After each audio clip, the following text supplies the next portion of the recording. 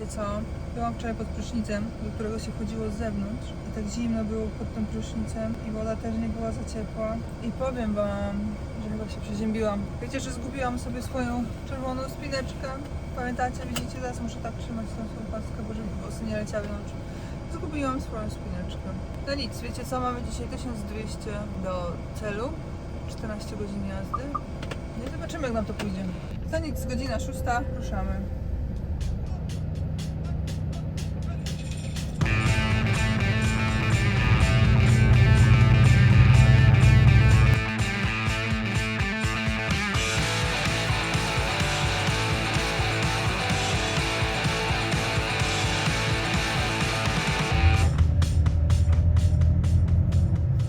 Zjechałam sobie na stację i parking jest tak daleko od tej stacji.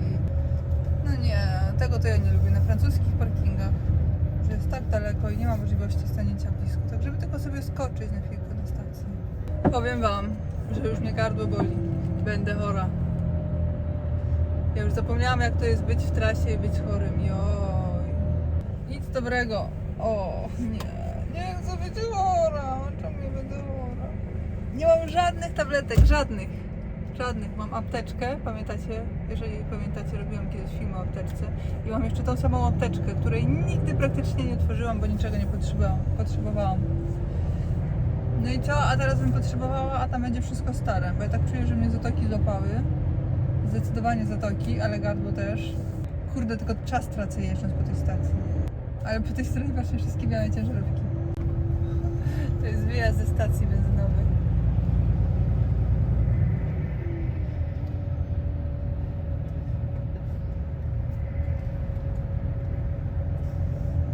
No nic, jedziemy na jakąś inną stację.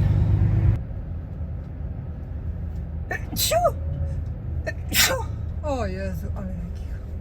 Tylko tu sobie zaparkujemy. Idealnie do linii. Wyszło nam to po długości, więc idealnie.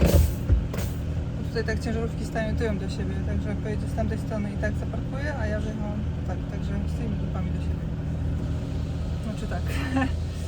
Dobra, pauza. Z godzin jazdy wyszło 4:15. Jak się jeździ po tych takich terenach obcych, gdzie się dawno nie było, to ten czas za kierownicą ucieka bardzo szybko. To co? Idziemy teraz chyba na stację. O Jezu, że ja się przeziębię. Dobra, pauza przeleciała. Zrobić zdjęcie, zrobić story, wyrzucić z tłumaczeniem angielskim. Toaleta, kawa i pauzy nie ma. Z życia influencera, który tylko wrzuca zdjęcia i nic nie robi. A później dostaje rachunek za telefon 3000 zł. To co, kazujemy dalej, pany i panewki. Tutaj jest tak trochę po amerykańsku zrobione, nie? Popatrzcie, że się wcofuje w rajki. W całej Europie wjeżdża się w rajki normalnie przodem i wyjeżdża się dalej przodem, a tutaj jest zrobione tak na amerykańskich track stopach, gdzie właśnie zazwyczaj trzeba sobie wcofać w rajkę prostopadle. Tutaj po skosie jest, no ale w Ameryce zazwyczaj trzeba wcofywać w rajki. No to raz.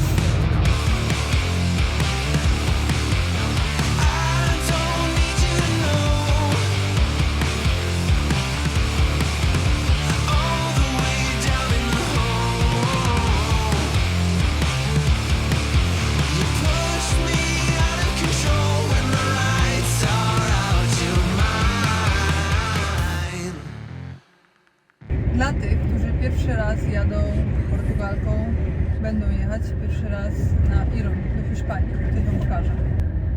Widzicie tą stację benzynową? Widać? Słynna stacja. Stąd jest dosłownie 18 km do granicy. Widzicie 11 minut do Hiszpanii, ale to tak tempo osobówek. Więc jest to taka stacja benzynowa. Nie za wielka, ale jest tam kilka dobrych miejsc dla ciężarówek. I z tej stacji jest jakieś 10 minut pieszo nad ocean, gdzie jest plaża, gdzie są restauracje, oczywiście w sezonie, a teraz myślę, że wszystko jest pozamykane. Można tam zobaczyć szkółki surferskie, więc generalnie jak się jedzie pierwszy raz, no to myślę, że to jest takie miejsce, gdzie trzeba wstąpić i przyjść i się przywitać z oceanem. Także to jest ta stacja Total Energies. Dawniej Total, teraz widzę, autobusie. To jest Total Energies. A my mamy już 15 km do granicy. I zapamiętajcie to miejsce, bo wiecie, tutaj z tego co pamiętam, była jeszcze inna stacyjka benzynowa jeszcze bliżej przed granicą, bo to zawsze kierowcy mówią, że to jest 10 km przed granicą, nie, to jest 18 km, to jest dalej. I tutaj jeszcze przed nami jest jeszcze jedna stacyjka chyba, o ile dobrze pamiętam, przynajmniej dawniej była, i to była taka mini stacyjka, gdzie ciężarówka by się nie zmieściła. To wiem, jak się człowiek jedzie pierwszy raz, a jeszcze być może mało jeździł, to jest w stanie robić głupie rzeczy trochę i słucha czasami tak za bardzo dosłownie tego, co tam ktoś powiedział w zaokrągleniu. Co Wolwi, ten czarny nam cały czas zwalnia pod górkę, nie?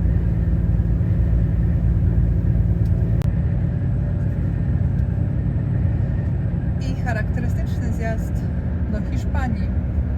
Ostatnie 2 km Francji, zjazd 50 dla ciężarówek.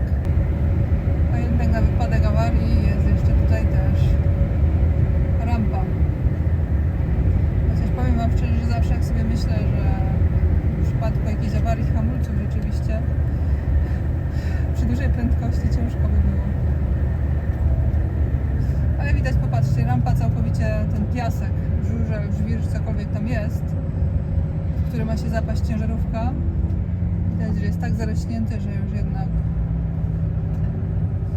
ciężarówki mają tak dopracowane hamulce i retardery, chociaż retardery to wiadomo, że nie zawsze firmy wykupują. Duże firmy raczej idą chyba w oszczędności i sobie rezygnują. Wow, ile tu policji francuskiej w drugą stronę. Ale te bramki są wąskie, nie? Zawsze się stresuje. Dawniej to, wiecie co, pobijałam rekordy prędkości przejeżdżając przez te bramki. A teraz? Aha, teraz to się tam oglądam na Volbusia. Lewo, prawo cały czas, żebym przypadkiem gdzieś styżaka nie tknęła, albo nie daj Boże lusterko. Uff. No i witam w Hiszpanii, patrzę już od razu na urządzenie moje Eurovac. Espania. Widzę, że już świeci się na zielono. Już mi od razu przyszło urządzenie na Hiszpanię. Także spokojnie dalej mogę jechać bez stresu.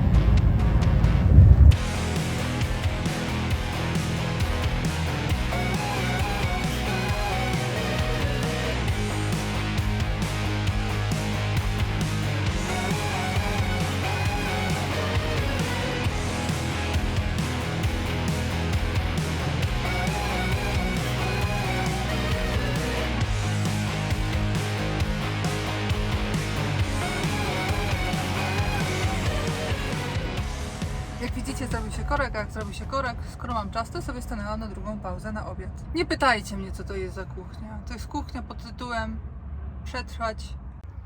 No więc to jest kurczak, którego udusiłam w pomidorach z dużą ilością garam masala, kminu rzymskiego i chili, płatków chili.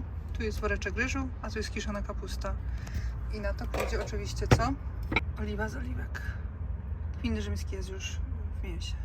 Ja wiem, że kapusta pozornie nie pasuje do ryżu i do tego mięsa. It is what it is. Ale wiecie co? W sumie to dobrze smakuje razem. Zaskakująco dobrze. Ja pierwszy raz to zauważyłam u Adriana, trackera Packera, jak pokazywał, czym się żywi, jak się przygotowywał do zawodów kulturystycznych. Chyba robił redukcję wtedy i spróbowałam i stwierdziłam, w sumie proste jedzenie, zdrowe, dobre. Patrzcie, słoneczko wyszło. Oho, fajnie, ale korek dalej jest, na Lenicy jedziemy, będziemy tu stać nieskończoność.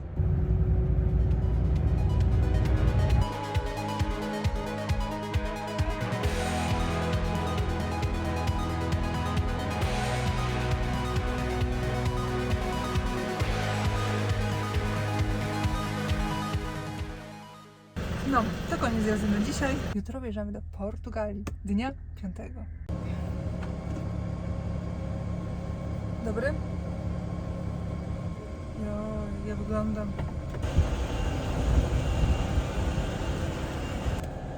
500 do celu, gdzie staniemy? Zobaczymy. Cały czas się zastanawiam tylko nad jedną rzeczą, mianowicie czy jest jakiś zakaz na kręcenie 4-5 w Portugalii Dawniej wydaje mi się, że było coś takiego jak 12 godzin na autostradzie. Na parkingu autostradowym można było i więcej nie. I to rozliczali na podstawie biletów z bramek. A teraz? Kurczę, nie wiem.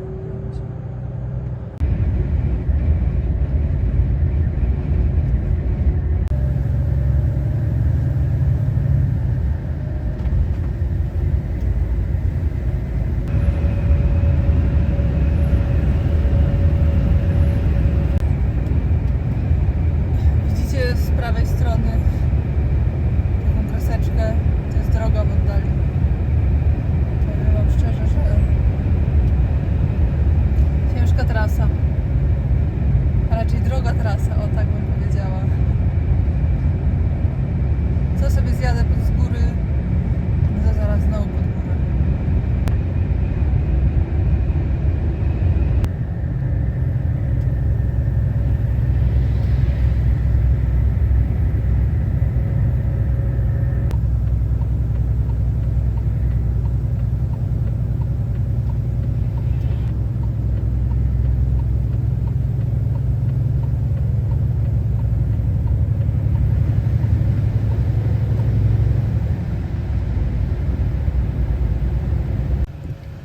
No i przyszła pora na pauzę. To patrzcie, stoi mega późno.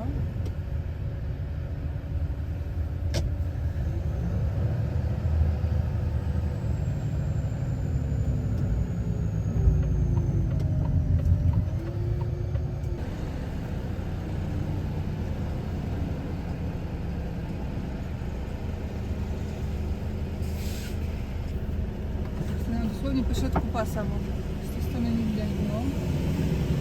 Odbijało. Że akurat ktoś w ciągu tych 45 minut będzie chciał sobie zajechać. To jest zobaczcie, jakiś tam beton dziwny stoi. No to pauza.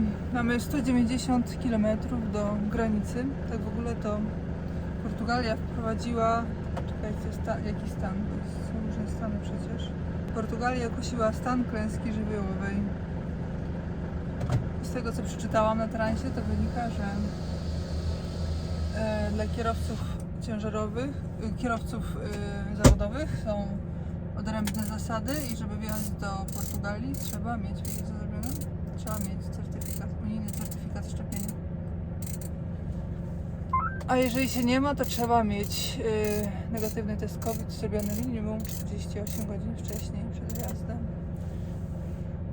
Tak jest, taki jest stan na 3 grudnia czy 4 grudnia, mam zegarek przedstawić, 4 grudnia 2021 roku i podobno ma to trwać do stycznia 2022. To co, idziemy na kawę. Może będzie na stacji, mała stacja, ale powinno być, no na pewno będzie.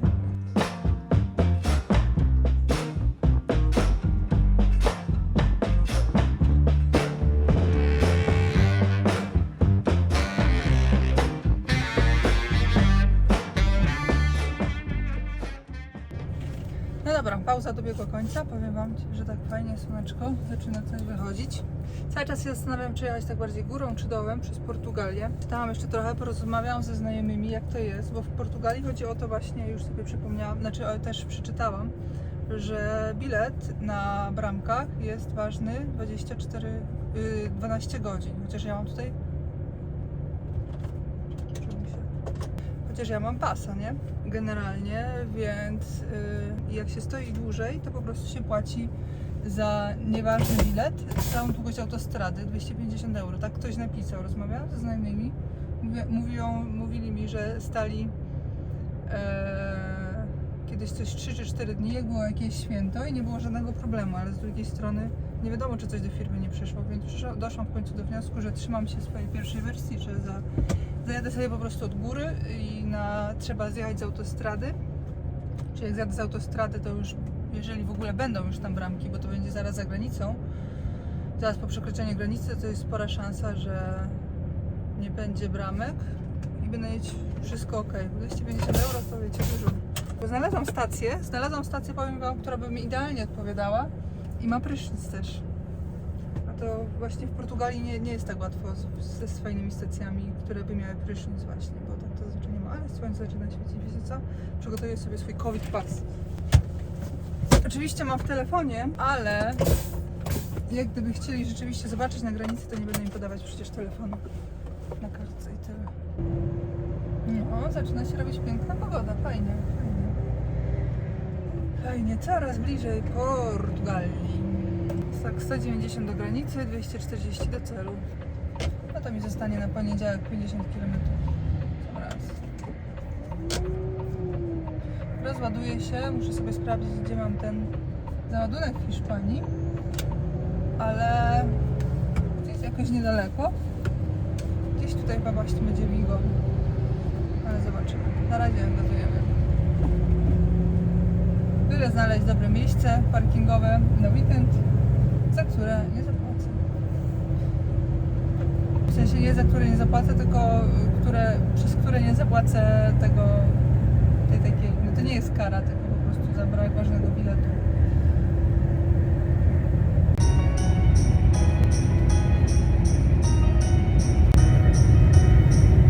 Tutaj jest wręcz bajkowo.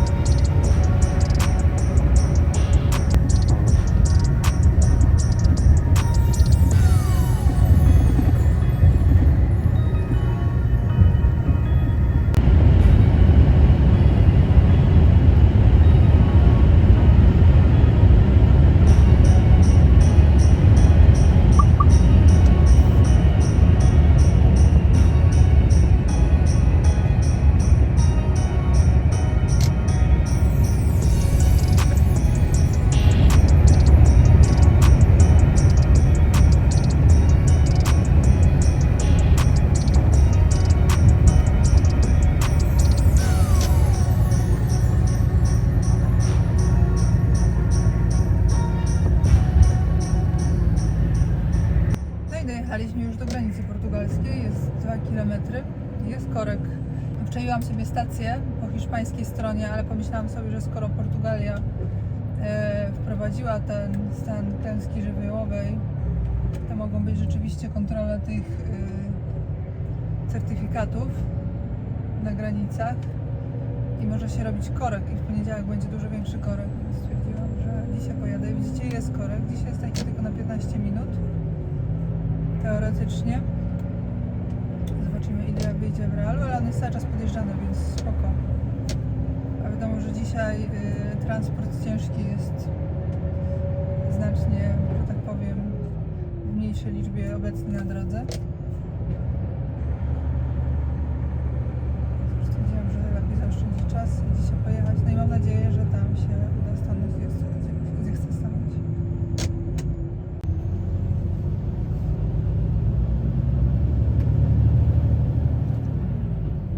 Nie wiem, co mam patrzeć bardziej na drogę, czy na moje urządzenie, ale już jest PT. Dobra, bo już wjeżdżamy do Portugalii. No jest, zgadza się. Już mi urządzenie działa.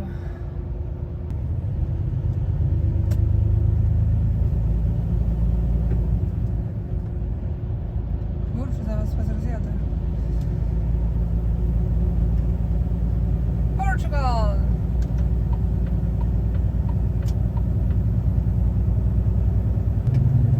Teraz jeszcze tylko zaparkujmy. 4 km jest, nie, 6 km do mojego miejsca i zobaczymy, czy się uda, czy nie.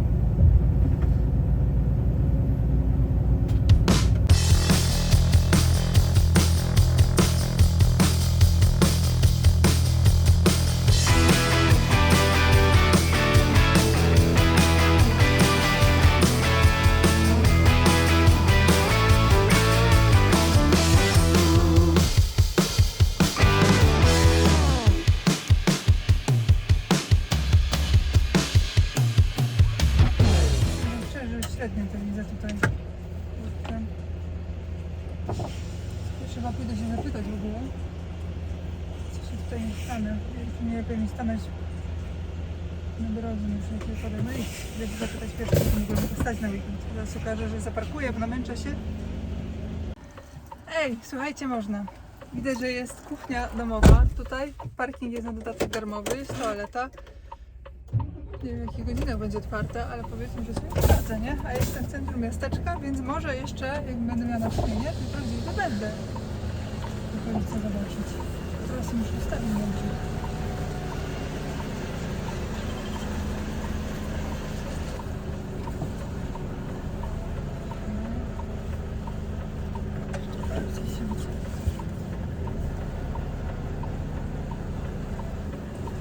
Stanąć w jednej rajce, wiecie.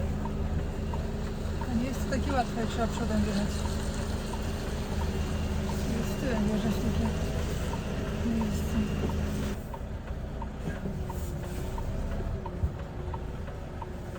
No dobra, idę czaić, jak wygląda. Stoję prosto. Czyli za dużo nie wystaje.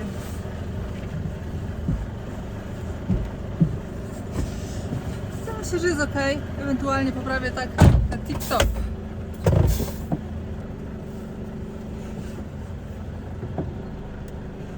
Albo nie, dobra.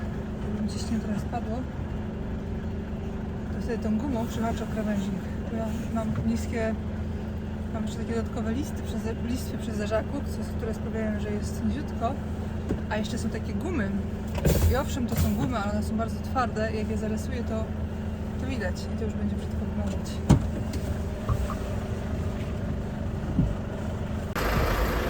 Bo właśnie o tym mówiłam. Ha! Ale dobra. No. Ale to wycofię, bo jak ciśnienie spadnie, przydopadnie, to wtedy już będzie brzydko.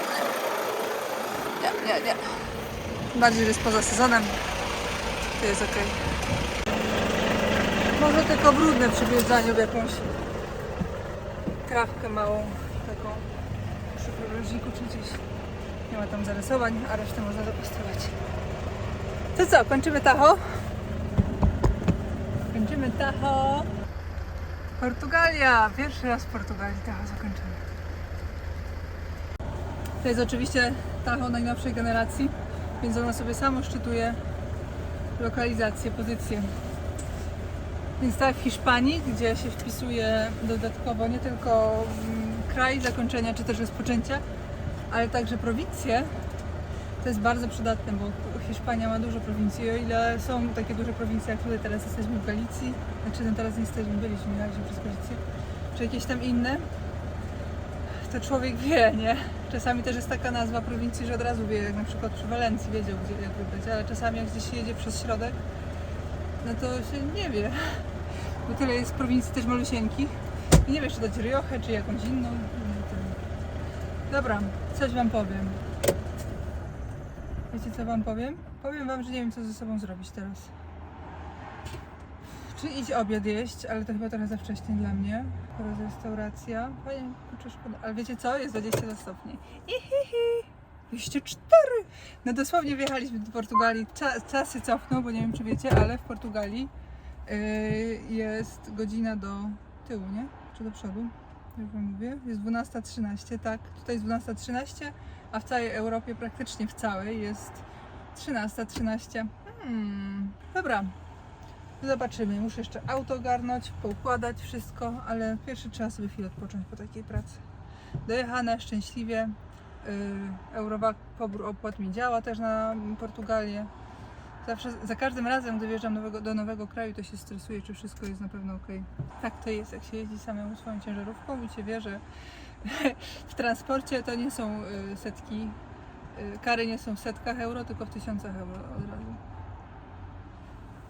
I im dalej w las, tym ciemniej. Przyszłam sobie na obiad. Mam zupę. Zupa jeżynowa. Ja zamawiałam mniejsze wina, ale dobra. Jest weekend. I rybka. Popatrzcie, chleb i wino. Tak mi się kojarzy Portugalia. Ale to wino już zostawię.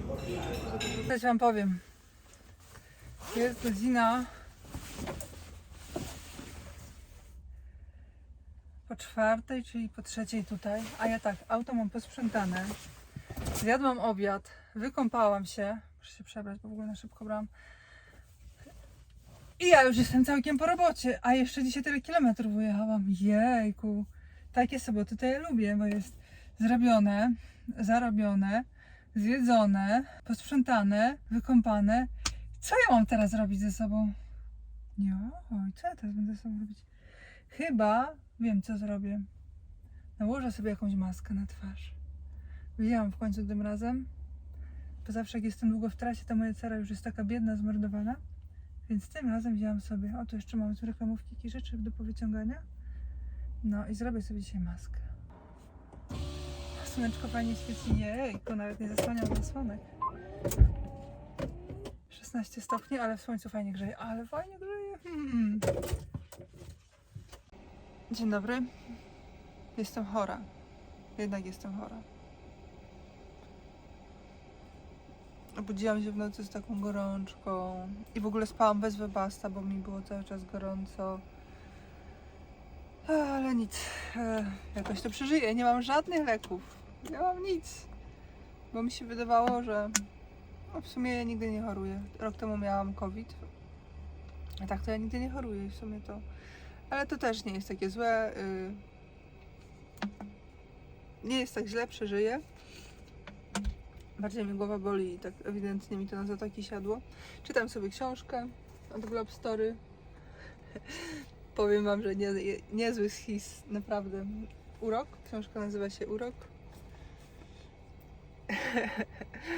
I chyba już zaczynam rozumieć tytuł. Sprawdźcie sobie. Polecam wam w ogóle kanał Globstory. Genialny kanał. Śledzę od wielu lat. Teraz sobie myślę, że pora jest chyba w końcu wstać. I chyba sobie pójdę na kawę. Restauracja, w której jadłam wczoraj, jest zamknięta, ale po drugiej stronie drogi są 2 restauracje, więc tam pójdę sobie na kawę. Nie jestem jeszcze głodna, o, już jest 11, tutaj jest 10. Ale pójdę sobie na kawę. Tak zrobię. Chora jestem, o nie. Nie ma jak to choroba w trasie, co?